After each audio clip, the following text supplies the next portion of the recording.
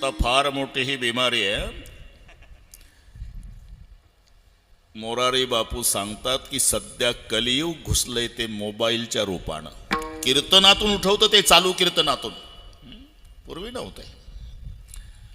म्हणून थोडासा मोह टाळायचा. त्यात महाराज लोकांनी तर टाळायचाच, मग बाकीच्यांना बोलता येतं आम्हाला. मग हे चावडीवर दरोडा झाला ना तुम्ही. ते तर येणारच आहे. पण समजा आपण 12 वाजेपर्यंत बंद ठेवला तर तुम्हाला केंद्र सरकारची नोटीस येणार आहे का? बंद ठेवल्याबद्दल दंड म्हणून. म्हणून जिंदगी जब तक रहेगी फुर्सत ना मिलेगी, काम से कुछ समय ऐसा निकालो, प्रेम कर लो राम से. विठ्ठल विठ्ठल.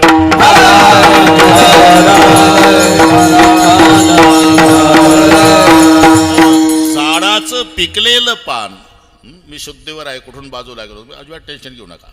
पिकलेलं पान गळून पडणं हा नैसर्गिक नियम आहे आणि गळायलाच पाहिजे. पान पिकलेलं पडलं तेव्हा ते रडत होतं आणि झाड हसत होतं. हा संवाद आहे. रडणाऱ्या पानाला झाड विचारतंय, का रडतो? पत्ता कहे सुन वृक्ष राय, सदा रहो भरपूर, अब के बिछड़े कब मिलोगे, हम नीचे तुम दूर. तुम्ही हे नीट आहे का मी काय सांगतो? पान रडू लागलं, आतापर्यंत तुझ्या सानिध्यात होतो, पिकल्यामुळे गळून पडलो, आता वारा येईल, मी उडून जाईल, वृक्षा तुझी माझी या जन्मी भेट होणार नाही, म्हणून रडतो. पत्ता कहे सुन वृक्ष राय, एकच इच्छा असा हिरवागार रा बाबा. पत्ता कहे सुन वृक्ष राय, सदा रहो भरपूर, अब के बिछड़े कब मिलोगे, हम नीचे तुम दूर. झाड हसू लागलं, पाना हे तुला नवल आहे रे, मला नाही का? वृक्ष कहे सुनु पत्तराय, सुनो हमारी नीत, एक आएगा एक जाएगा, यही जगत की रीत. अरे तुझ्यासारखे पिकले किती गळाले आणि वैशाखात नवीन फुटले, मला काही वाटत नाही. लक्षात. पिकलेलं पान गळून पडणं याचं दुःख नाही, पण बाबूरावजीचं जाणं हे हिरवगार पान गळून पडलं याचं दुःख. विठ्ठल.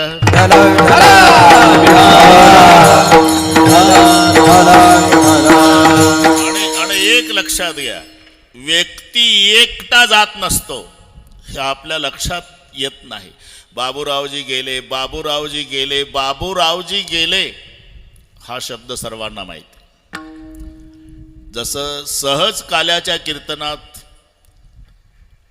गोकुळ सोडलं, गोकुळ सोडलं, गोकुळ सोडलं, गोकुळ सोडलं, पाठ झाला काला तुम्हाला. पण त्याच्या मागचा इतिहास शोधा. नुसतं गोकुळ सोडलं का?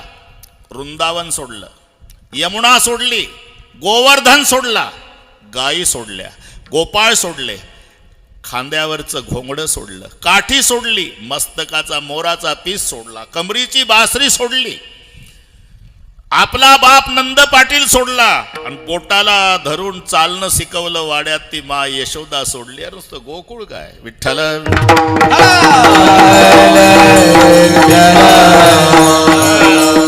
तसं व्यक्ती जातो तो एकटा जात नाही. मग मुलीच्या माहेरचा आनंद घेऊन जातो, बहिणीची भाऊबीज घेऊन जातो, मुलाचं छात्र घेऊन जातो, भावाचा पाठिंबा घेऊन जातो आणि पत्नीचं कुंकू घेऊन जातो. एकटा जात नाही. जरा विचार करा. मग त्याचं महत्व कळतं. व्यक्ती गेल्यावर महत्व कळतं. अति परिचय खोटा मान राहत नाही, प्रकट दिसतो भानू जगी तुच्छ पाही, लघु शशी द्वितीयेचा वंदिती सर्व भावे, म्हणून सकयारे दूरदेशी राहावे, अति परिचयात अवज्ञा भवती. बापाचं महत्व बाप असेपर्यंत नाही कळत, बाप गेल्यावर महत्व कळतं. आणि मग वाटतं खोकत बसणारा का असेना बाप पाहिजे होता. आणि असंच आहे आपल्या नाही, प्रत्येकाच्या जीवनातलं सांगतो हे. या घटनेनं परमेश्वराला सोडलं नाही. जेव्हा चांगले दिवस येतात, सुखाचे दिवस येतात, बरं झालं तुमचीच वाट पाहत होतो मी, जमला आता. हजर असतात. कौतुकाचे दिवस येतात. मुलं होतकरू निघालेली.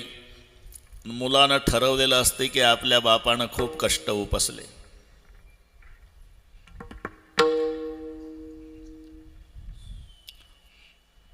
बसा आता. नेहमीचे आहे ते आमचे मोठे, सोडत नाही मला. तुम्हीच कधी येत नाही. नाही इथं ते इथं येणं काय नावाला आहे, इथलं तुम्हीच इथलेच आहे. ते लांबून आले हे महत्वाचं आहे ना. विठ्ठल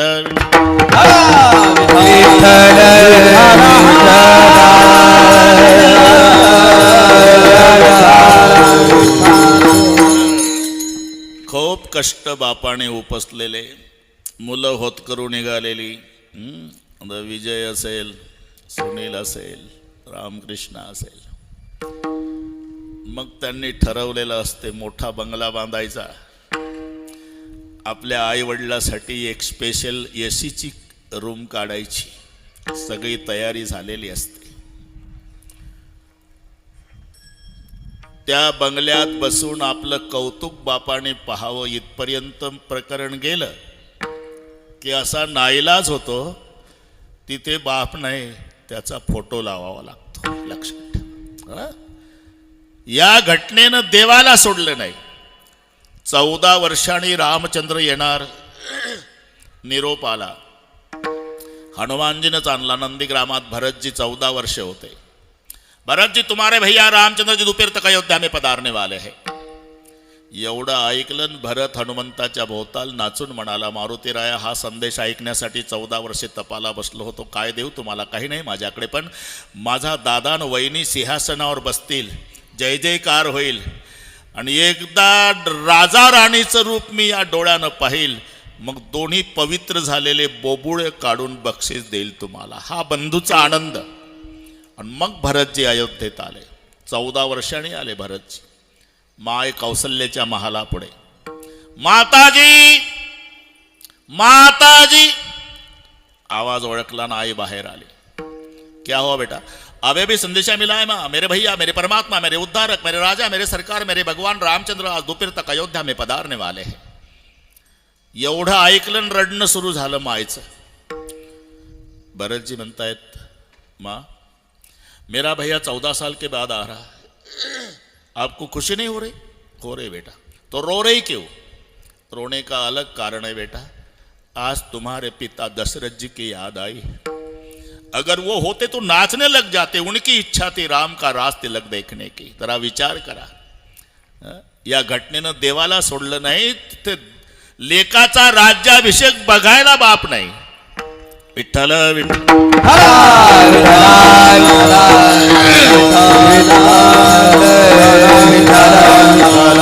म्हणून हा प्रवास आहे राजा, एवढं लक्षात घ्या.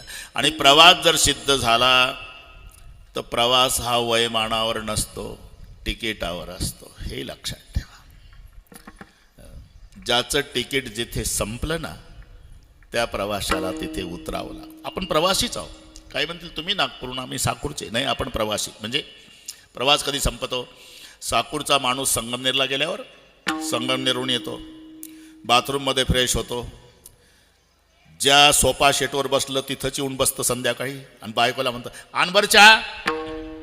कटकट संपली एकदाची. म्हणजे जिथून सकाळी गेलं तिथं संध्याकाळी आलं, म्हणजे प्रवास संपला. तसं आपण जिथून आलो तिथं एकदा जाऊ म्हणजे प्रवास संपणार आहे. सध्या आपण प्रवासी आहोत. आणि जर प्रवास सिद्ध झाला तर प्रवास वयमानावर नाही, तिकिटावर. हे लक्षात ठेवा.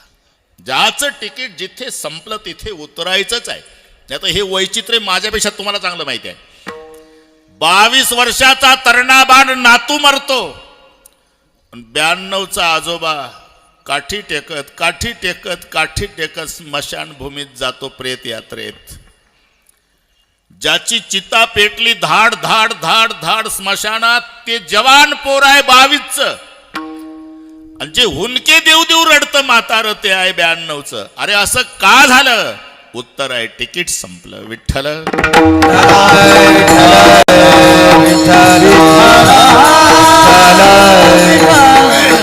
तसं ज्याचं तिकीट जिथे संपलं तिथे त्याला उतरावं लागतं. आणि म्हणून ही फार मोठी पोकळी, न भरून निघणारी उणीव. बरं का सुनील भाऊ, विजय भाऊ, रामकृष्ण,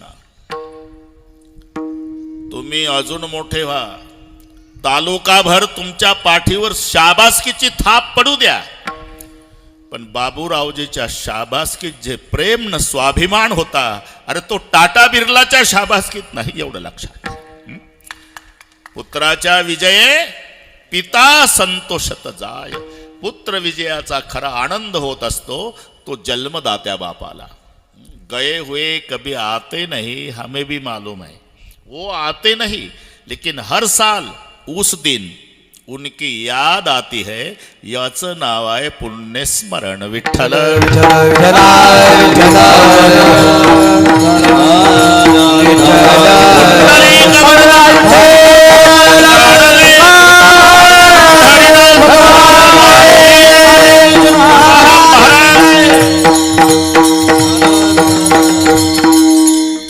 प्रत्येकाला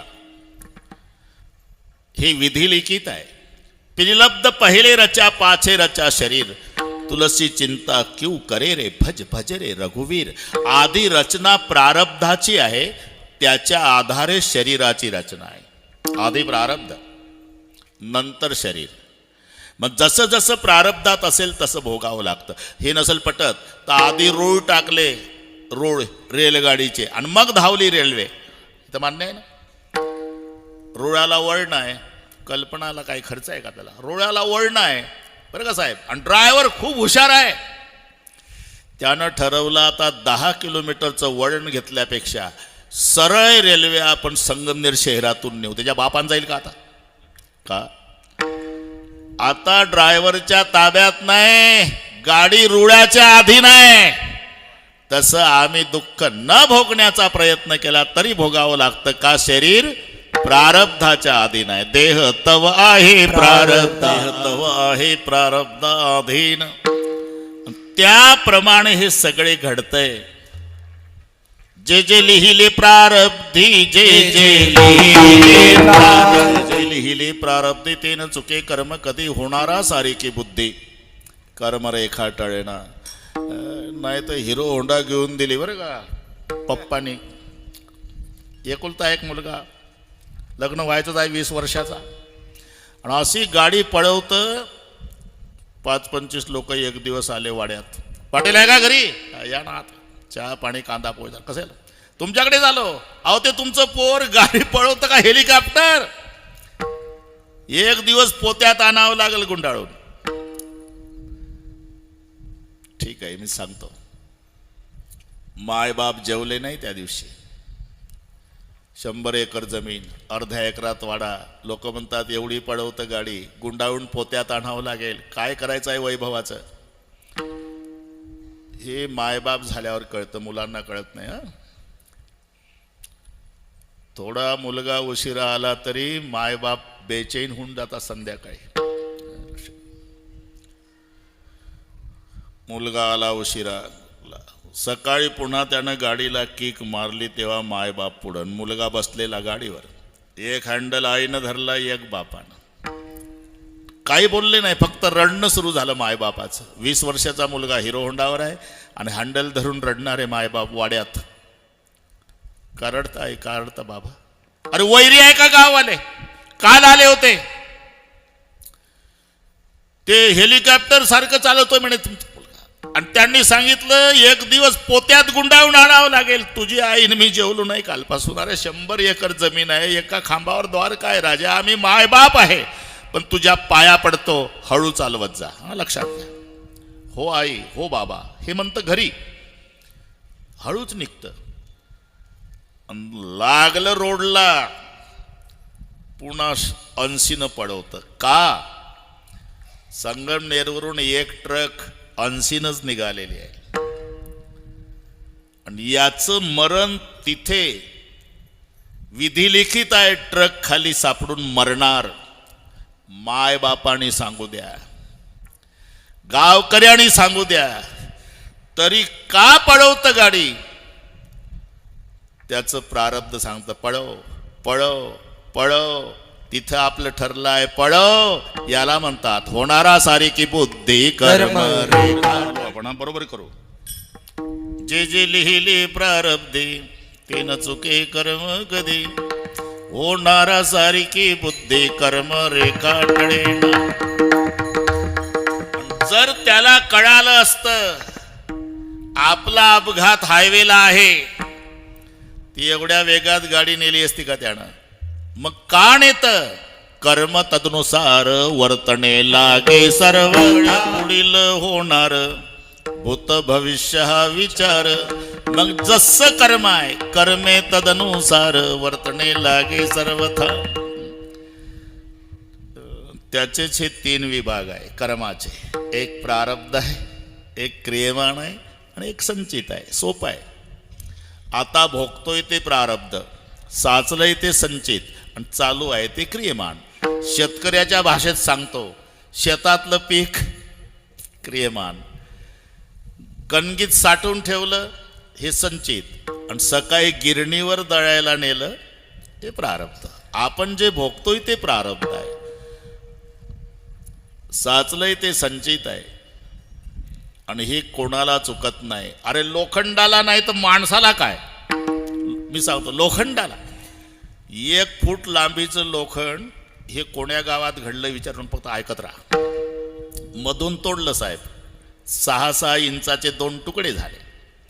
अर्धा तुकडा 6 इंचाचा त्याचा चिमटा केला आणि अर्धा तुकडा 6 इंचाचा त्याचा चमचा केला. आधी एकच होतं, अर्ध्याचा चमचा आणि अर्ध्याचा चिमटा. काय झालं? चिमटा और चमचे से होत बड़ी तकदीर, चिमटा जलता अंगार में चमचा खाता खीर. हे तर माहिती आहे तुम्हाला. आधी एकच होतं पण 2 तुकडे झाले, एकाचा चिमटा एकाचा चमचा. एवढं बदललं, चिमटा जन्मभर निखारे उचलतो आणि चमचा खिरीच्या पातेल्यात मजा मारतो. चमच्याची मजाच, फक्त आपला चमचा इथंच राहू द्या, फिरू नका. बरं का साहेब, पूर्वी चमचे नव्हते. हे जुने लोक हातानं जेवायचे, राजा हातानं जेवायचे. आता चमचा, सकाळी आंघोळ झाली की कांदा पोह्याची प्लेट त्याच्यात चमचा, उपीट त्याच्यात चमचा. मी म्हणतो पोह्याच्या आणि याच्यामध्ये घुसायचं कामच काय चमच्याचं? त्यालाच म्हणतात चमचा. बरं का, दोनच्या मध्ये घुसतो, नाही तर तोंडाचं काम तोंड करतं, हाताचं काम हा मध्ये लुडबुडतं, त्याचं नाव चमचा. चिमटा और चमचे से होत बडी तकदीर, चिमटा जलता अंगार में चमचा खाता खीर. हे लोखंडाचं प्रारब्ध. दगड 5 फूट लांबीचा होता, तोडला मधून, 2.5 फुटाचे 2 तुकडे केले. दगडाचं प्रारब्ध. 2.5 फुटाची मूर्ती केली, ते सिंहासनावर बसवली आणि 2.5 फूट होता तो लावला पायरीला. काय झालं? जे मूर्ती तिथं डोकं टेकवतात माणसं आणि जे पायरी त्याच्यावर लाता, हे दगडाचं. पूजा एकावरी पाय. दगडाचं नशीब सांगितलं मी. लोखंडाचं माणसाला कसं सोडलं? हे अरे जिथं दगडाला सोडलं नाही, लोखंडाला सोडलं नाही. एकाच बागेत फुलं असतात पण 3 प्रकार पडतात. उत्तम नशीबवाले फुलं साईबाबाच्या डोक्यावर, मध्यम प्रारब्धवाले माणसाच्या गळ्यात, कनिष्ठ प्रारब्ध ज्याचं ते चालले प्रेतावर. हे फुलाचं. बरं जाऊ द्या, जुन्या मावल्या असेल त्यांना सांगतो. पूर्वी मातीचे भांडे होते जुने. त्या म्हाताऱ्या बसायच्या. जिचं घर आहे तिचं वय 85 आहे, तिच्याच वयाच्या 3रा प्रहारा म्हाताऱ्या काठी टेकत बसल्या 10-5 आणि ते शिंक्यावर होतं मातीचं भांड. आबाई काय भांड बरंच जुनं दिसतंय. आबाई म्हणाली, मला नाही आठवत पण माझी आजी सासू सांगायची, तिच्या आजी सासूच्या हातचं. घरी गेल्यावर हिशोब करा बरं का. हे कळलं ना? एक नसीबवान भांड 5-5 पिढ्या त्याच्यात लोणी ठेवण्यात येतं. उत्तम प्रारब्ध. मध्यम प्रारब्धवालं स्वयंपाकाला वापरतात आणि कनिष्ठ प्रारब्ध ज्याचं आहे ते आजोबाला उठता येत नाही म्हणून. पुढचं कळलं वाटतं तुम्हाला? ऐसे भिन्न भिन्न साठे ऐसे प्रारब्धानं वाटे. अरे मातीच्या भांड्याला प्रारब्ध, लोखंडाला प्रारब्ध, दगडाला प्रारब्ध, फुलाला प्रारब्ध, प्रत्येकाला ऐसे भिन्न भिन्न. काही काही माणसं म्हणतात तुम्हाला काही माहिती आहे का महाराज, काय नरेंद्र मोदी साहेबने मी एकाच वर्गात शिकलो. हो ते शिकले चांगलं झालं, पण ते पंतप्रधानच झाले पाहिजे. तू कोयते घेऊ घेऊ ऊसच तोडला पाहिजे का, याचं नाव प्रारब्ध आहे. मोदी साहेबाचं काय सांगतो, अरे एकही गुरु से विद्या पडे थे, कृष्णा थे छोटे सुदामा बडे थे. मोदी साहेबाचं नंतर पाहू आपण. कृष्णा आणि सुदामा एका गुरुजीकडे शिकले ना. मग काय झालं, एक जर निघाला बाहेर भालदार चोपदार ललकार्या, राजाधिराज, तो प्रसंग उभा करावा, तसं काही नाही. महाराज द्वारकाधीश कृष्णचंद्र भगवान पधारे हे. तो निघला की ललकार्या आणि हा दरवाजात आला की दार बंद. होय पुढच्या घरी. एकही गुरु से विद्या पडे थे, कृष्णा ते छोटे सुदामा बडे थे. म्हणून प्रत्येकाला हे भोगावंच लागतं. आणि तुम्ही कुठेही जा ते तुम्हाला सोडत नाही. जसं पोटाच्या भीतीनं कुठेही जा, माणसं गावं का सोडतात याचं उत्तर शोधा. हे पोट विधभरच आहे, विधभर आहे, पण गावात राहू देत नाही. कोणी असू द्या, देख संन्यासी देख फकीर. पोटाच्या भीतीनं कुठेही जा तुम्ही, तुम्हाला पोट सोडत नाही. तसं कर्माच्या भीतीनं कुठेही जा. त्याची बायको मरण पावली, कोण्या गावाला विचारू नका, हो म्हणत जा फक्त. बायको मरण पावली, न्हायला प्रेत काढलं, तिरडीवर बांधलं आणि त्या प्रेतात पिशाच्यानं प्रवेश केला. दोऱ्या तोडूनच उठली. म्हणलं अरे लेका जिवंत माणसं पेटवायला सांगता का रे आम्हाला. तो म्हणला नाही हो. नवरा म्हणला 6 तास झाले नाकाला कापूस लावतो, कापूस उडे न राव. बाकीचे गेले निघून. नवऱ्याला जाता येईल का, 6 महिने होतं भूत, त्याला माहितीच नाही. मग कळलं कधी, पाहुणे आले एकदा. ते बैठक रूम मध्ये बसले होते घरमालक, बरं का साहेब. पाहुणे म्हणले, बायको स्वयंपाक करत होती. पाहुणे म्हणले पाणी बोलो, पाणी. यानं ऑर्डर दिली, अरे पाहुणे आले पाणी आणा. ए ती उठली नाही, तिथून तांब्यान फुलपात्र भरलं न हात पुरवला बैठक रूम मध्ये. 25 फुटाचा पीबीसीचा पाईपच. एवढा लांब हात बघितल्यावर साहेब पाहुणे पाणी पिल का. पाहुण्याचं पाणी पाणी झालं, बिना पाण्याचे गेले. पण नवऱ्याला संशयाला, बाप रे तर भूत आहे, नरड दाबून मारल. मला तरी शंका होती 6 महिन्यापूर्वी हे 6 तासाची डेड बॉडी उठलीच कशी. त्यानं ठरवलं आज निघून जाणे. संध्याकाळी झोपायचा नाटक केला, ती झोपली. ही लुंगी बनेनवर तसंच उठलं, हायवेला गेलं. एक ट्रक आली, त्याच्या पाया पडलं. ते ट्रक मनमाडला गेली होती. तिथं रेल्वे आली, मग रेल्वेत बसलं. रात्रभरात नागपूरला गेलं, प्लॅटफॉर्म उतरलं. म्हणलं आता इकडे बूट पॉलिश करू नाही तर हमाली करू, पण भूताच्या ताब्यातून वाचलो. ते प्लॅटफॉर्मवर नळ असतो रेल्वेच्या, तिथं गेलं तोंड धुवायला. पुढचं आहे का, हे तोंड धुवायला गेलं तर बायको पॅन्टनं मॅनेला घेऊन उभी. मी तिथंच होतो म्हणून सांगतोय. हे तिच्याकडे पाहत, ती याच्याकडे. तू आली, अहो तुम्ही लुंगीवरच आला, मग मी साकूरून आली पॅन्ट घेऊन. बस विनोद सोडा. तुम्ही कुठेही जा, कर्म तुम्हाला सोडत नाही. कर्म ते सांगाती पुढं चाले, कर्म ते कर्माच्या भयाने गेलो रातो राती. कर्म ते सांगाती पुढं चाले, कर्माच्या भयाने बैसलो समाधी. कर्म माझ्या आधी जाऊनी बैसे, कर्माच्या भयाने बैसलो कपाटी. कर्मा हाती काठी लागे पाठी.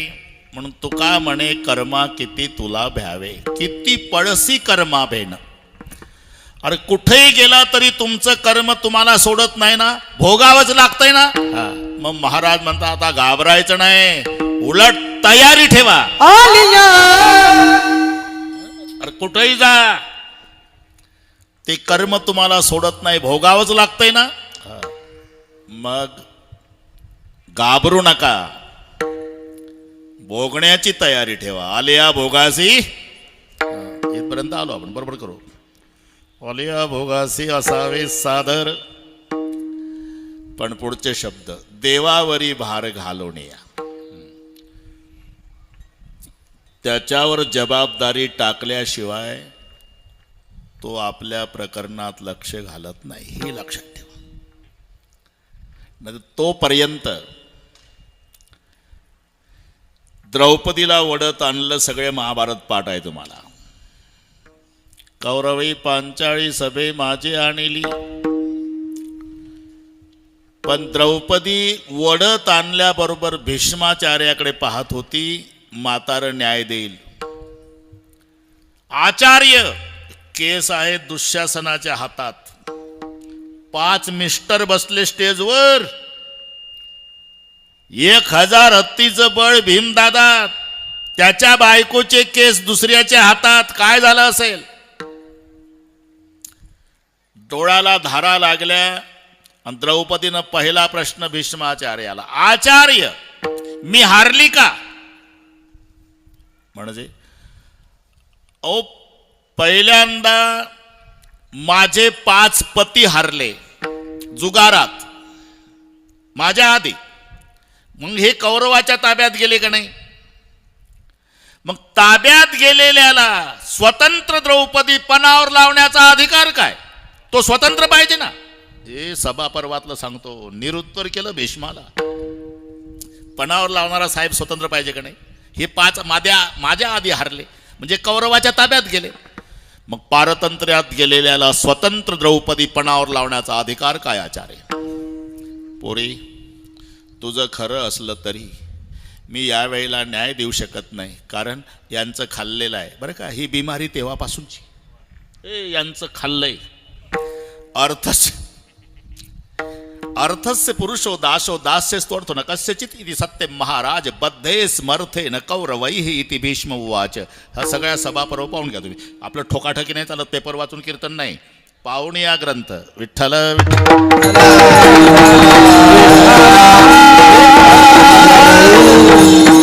नाही तर आता एवढं सोपं झालं महाराज, एक गोष्ट संपली का दुसरी लावायची, ते झाली का? जेणेकरून लोक हसतील एवढ्या गोष्टी जमा करायच्या. बस, अभंगाचा आणि बोवाचा काही संबंध नाही, आणि त्याच्याही तारखा मिळत नाही. हे शोकांतिक आहे. पुढं काय होईल कोणास माहीत. खरं सांगा, चिठ्ठ्या तमाशात यायच्या का नाही? चिठ्ठ्या, हे गाणं म्हणा, ती बाई नाचून म्हणायची, मग दुसरी चिठ्ठी यायची. आता कीर्तनात चिठ्ठ्या सुरू झाल्या, हे म्हणा. हे मराठी तुम्हाला कळली? विठ्ठल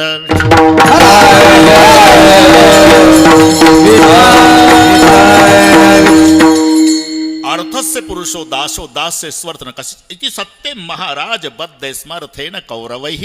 मी कौरवाचा बांधल्या गेलो. आता द्रौपदी रागावली. नसा सभा यत्र न संती रुद्धाः. ही सभा पर्व आहे, 18 पर्व आहे ना महाभारताचे, त्यातलं सभा पर्व. नसा सभा यत्र न संती रुद्धाः. आचार्य धिक्कार असो त्या सभेचा ज्या सभेत म्हातारे नाही. आता पुढचा ऐका. आणि धिक्कार असो त्या म्हाताऱ्यांचा खाण्यापोटी खरं बोलत नाही. द्रौपदी जाऊ द्या, जाऊ द्या म्हणजे आता 11:15 झाले, जाऊ द्या. द्रोणाचार्याकडे पाहिलं, त्यांनी घातली मान खाली. मग कृपाचार्याकडे पाहिलं, त्यांनी मान खाली घातली. जाऊ द्या, हे 3 बाहेरचे आहे, पण माझे हक्काचे 5 मिस्टर आहे बरे का. म्हणून 5 पतीकडे पाहिलं, 4घानं घातल्या मानाखाली. पण गरम रक्ताचा दादा होता एक. 1000 हत्तीची ताकद, ताडकन उठणार. जसा धर्मराजानं मांडीवर थाप बाईच घाले. आता हे मराठी सांगतो. दिदले दुःख पराणे उसने फेडू नयेची सोसावे. आणि देवतयाला शिक्षा देईल म्हणून उगीची बैसावे. मराठीची मजा पहा. शब्द दोघाही भावाचे तेच आहे, पण अर्थ 2 झाले, कारण थांबण्यामधला फरक आहे. हे एकच भाषा आहे मराठी, कोणाला किती बाता हाणू द्या. पण जगातली धनवान भाषा, श्रीमंत भाषा मराठी. कारण भाषेचं ऐश्वर्य कशावर असते? स्वरावर. जितके स्वर जास्त बरं का साहेब, ती भाषा श्रीमंत. जेवढे स्वर कमी, ती भाषा गरीब. म्हणून जगातली सगळ्यात गरीब भाषा ठरली इंग्रजी. कारण 5 स्वराची आहे, A, E, I, O, U. धनवान भाषा ठरली जगात ती मराठी, 16 स्वराची आहे. 16 स्वर कोणत्याच भाषेला नाही, एक मराठी सोडली तर. म्हणून छातीला हात लावून माऊली ही माझा मराठाची बोल कौतुके अमृताती पैजा जिंके. म्हणून मजा सांगतो मी. 2 अर्थ कसे झाले. धर्मराजाचे शब्द, दिधले दुःख पराने उसने फेडू नयेची सोसावे, देव तयाला शिक्षा देईल म्हणून उगीची बैसावे. तेच शब्द भीमाचे. दिधले दुःख पराने उसने फेडू नयेची सोसावे, देव तयाला शिक्षा देईल म्हणून उगीची बैसावे. विठ्ठल कोठे गुंतलासे द्वारकेच्या राया, वेळे का सकयाला वियला. दावला देव वस्त्र पुरवले, ठीक आहे. पण द्रौपदी म्हणाले, देवा न सांगता तुम्हा कळो येते अंतर. तुला कळत नव्हतं का? माझी द्रौपदी आता ओढत नेणार आहे सभेत.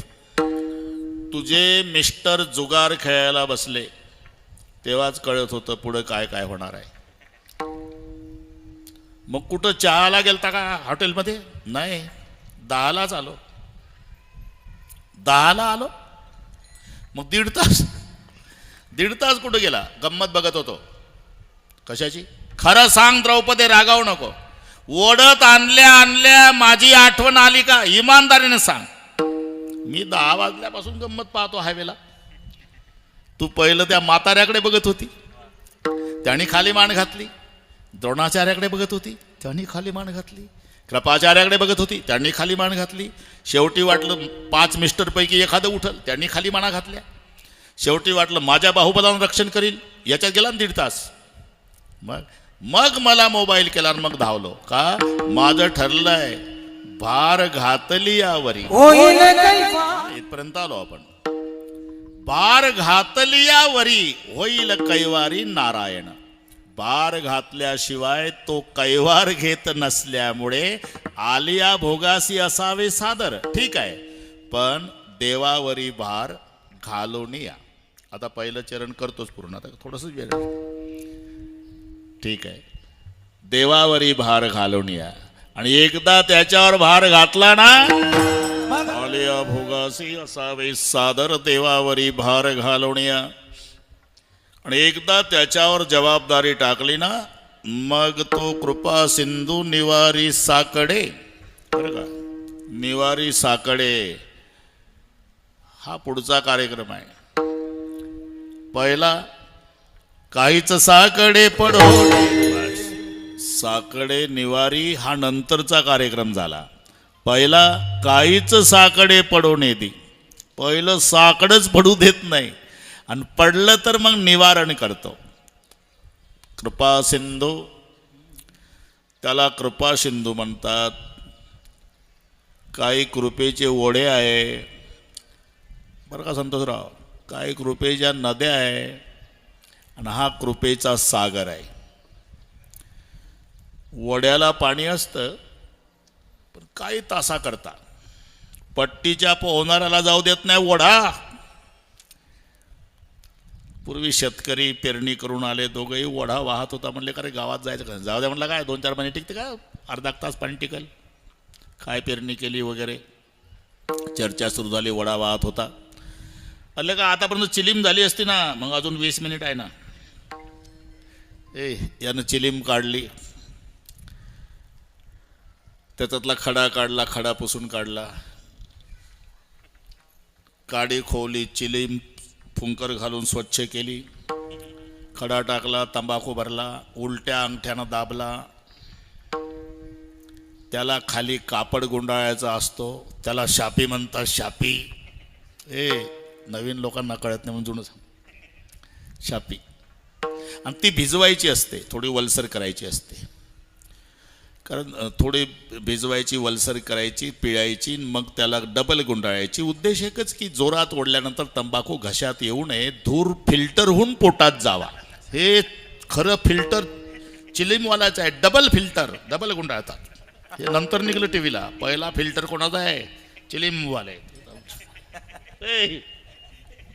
मग हा त्याला म्हणला, शापे भिजून आण वड्यातून. ते गेलं आणि वापस आलं. अरे भिजून का नाही आणली? थेंब नाही म्हणला वड्यात. कोणता वडा? यांना जाऊ देत नव्हता, त्याच्यात शापे भिजवायला पाणी नाही. तशी काहीची कृपा वड्यासारखी, काहीची कृपा नदीसारखी आहे. नदीमध्ये चढ उतार आहे.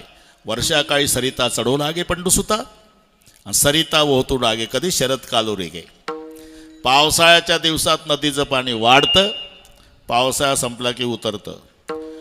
तशी काहीची कृपा श्रावण महिन्यात वाढते, भाद्रपद लागल्यावर उतरते. श्रावण महिन्यात तर गावोगावचे महादेव विचार करतात की एवढे भक्त येतात कुठून. बेलाचं पान तांब्यात पाणी हर हर महादेव, बेलाचं पान तांब्यात पाणी हर हर महादेव, बेलाचं पान तांब्यात पाणी हर हर महादेव म्हणतो. मग 11 महिने रजेवर जाता का रे? एकदाही या नाही. म्हणून तुम्ही श्रावण महिन्यातली कोंबडी पहा खेडेगावात, मुलाबाळासह सुरक्षित. मालकाची कृपा. मी कृपेसाठी सांगतो. फिरायला निघली कोंबडी, 10-5 पिलं पुढं, 10-5 पिलं मागं, मध्ये छाती काढून चालते कोंबडी. पुढं पाहते, मागं पाहते, मेरा भारत महान. 1 महिना. श्रावण संपला म्हणजे उकिरड्यावर कोंबडी एकटी दिसेल तुम्हाला. विचारा कोंबडीला, कोंबडी काय लेकरं कुठं आहे?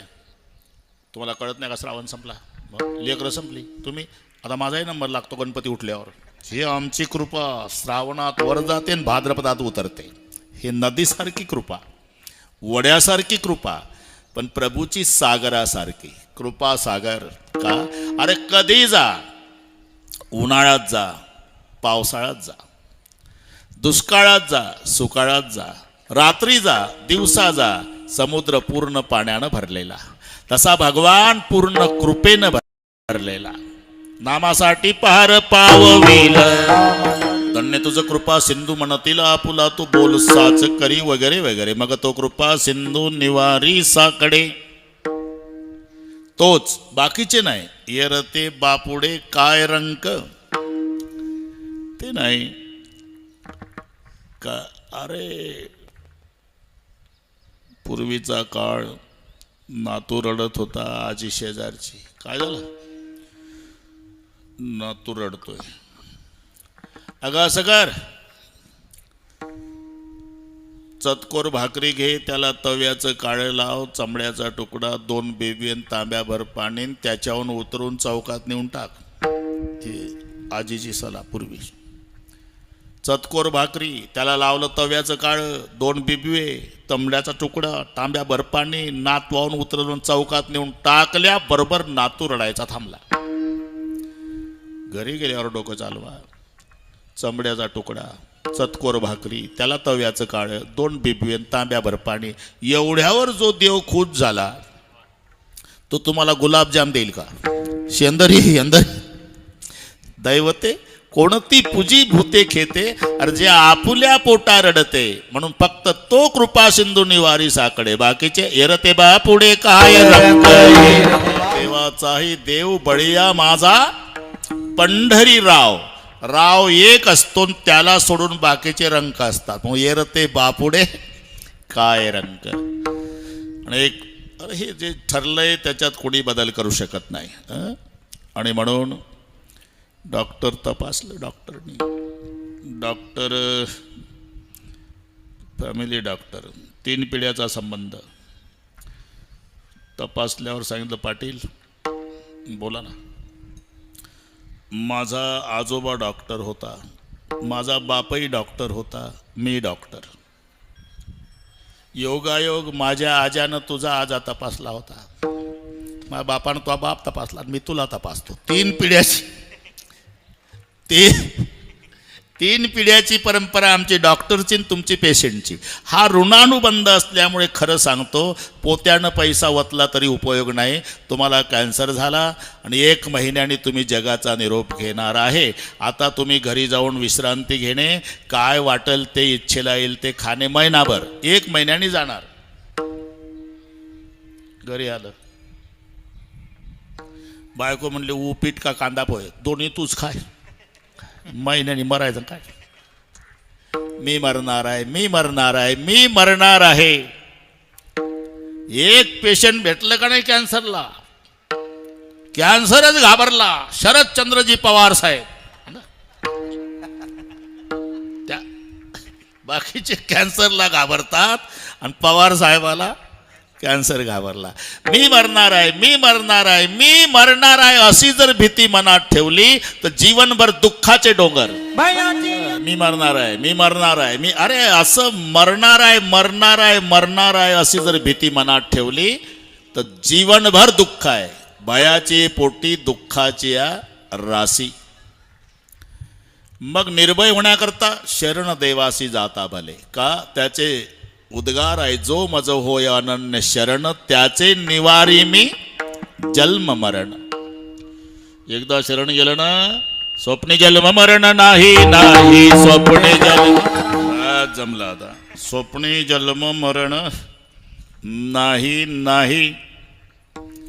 ती तारीख बसवली विजू भाऊ पुन्हा आळंदीला भेटायला. म्हटलं भाऊ एकदा घेतली म्हणजे घेतली, मग किती त्रास होऊ द्या. आता ते रहाटळकर आहे आमचं तिकडे पैठणला रात्री, तरी सवयीप्रमाणे वेळेत आलो. आता 7 वाजता धुळ्याला आहे. तुम्ही घ्या विश्रांती, आमचं सांगतो. तिथली नाही वेळ चुकू देत. ते तडजोड नाही, तडजोड नाही. इथंही आता मिलिटरीसारखं करू आपण. ते ज्ञानेश्वरी हे ते सगळे बरोबर करू. बरोबर बरं का साहेब, अजिबात. आणि सगळे झाल्यावरच जागा सोडायची प्रत्येकाने. अजून 12 मिनिट आमचेच शिल्लक आहे. करू सगळे. शरणदेवा असे जाता भले, त्याचे उद्गार आहे ना. जन्म मरणा परवते भय. सगळ्यात मोठं भय म्हणजे मरणाचं. भयाची पोटी दुःखाची. अरे मी मरणार आहे, मी मरणार आहे. तर दुःखाचे डोंगर तुझ्या जीवनामध्ये.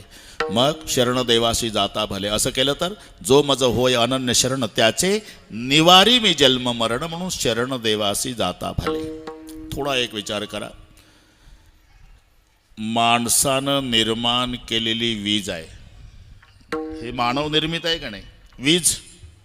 आणि तुमचा संबंध आहे, तुमचा माझा रात्रंदिवस विजेशी. बटन दाबली बसा रेलगाडीत दिल्ली. वीज काय नाही. सकाळी उठला म्हणजे पाणी तापवायचं, दाबा बटन. अंधार पडला, दाबा बटन. उकाडा झाला, लावा कूलर. थंडी वाजती, लावा हीटर. स्वयंपाक करायचा, दाबा बटन. एवढंच नाही, शेवटच्या दिवशी सरपण नाही, शेवटच्या दिवशी. कळलं तुम्हाला? दाबा बटन आणि राग घेऊन या घरी. अरे माणसानं निर्माण केलेली वीज जर एवढं करत असेल तर ज्यानं माणूसच निर्माण केला तो काय करणार नाही. काय नोहे केले एका चिंतिता विठ्ठले. साधी गोष्ट आहे. ते पुस्तक मिळतं बरं का, पंढरपूरच्या चंद्रभागेच्या वाळवंटात. ते फिरतं दुकान असतं. त्याची बायको पुढं म्हणते, हे हार्मोनियम गळ्यात घेऊन मागं. फिरतं दुकान बरं का साहेब, तुम्ही पंढरपूरला गेले म्हणजे पाहते. ते पुढं 7व्या दिवशी 6वीचा फेरा, गोपी बाळा तिनं जपून धरा, निज त्या वेळेला आंघोळा करा, जो बाळा जो रे जो. मग बायको म्हणते, शिवाजीचा पाळणा विक्री. आता दुकानदार कळला तुम्हाला. त्याच्याजवळ तेही पुस्तक असते. पत्नीने पतीचे नाव घ्यायचे पुस्तक. किंमत 25 रुपये. गरजू लोक आणतात आणि त्याच्यात जसं आहे तसं पाठ केल्या जातं. मोत्याचा पाऊस, सोन्याच्या धारा, राव निघाले लढाईवर अब्दागिरी धरा. राव निघाले लढाईवर, जात दुष्काळी रोडवर. पुस्तक. अब्दागिरी खोरण टोपले याच्या डोक्यावर, पण पुस्तकात मोत्याचा पाऊस, सोन्याच्या धारा, राव निघाले लढाईवर अब्दागिरी धरा. त्याची बायको आयुष्यात एकदा नाव घेते पतीचं, तर जन्मभर पत्नीला सांभाळतो पती. अरे रात्रंदिवस चिंतन केल्यावर तो काय करणार नाही. चिंतावा तो आता विश्वंभर.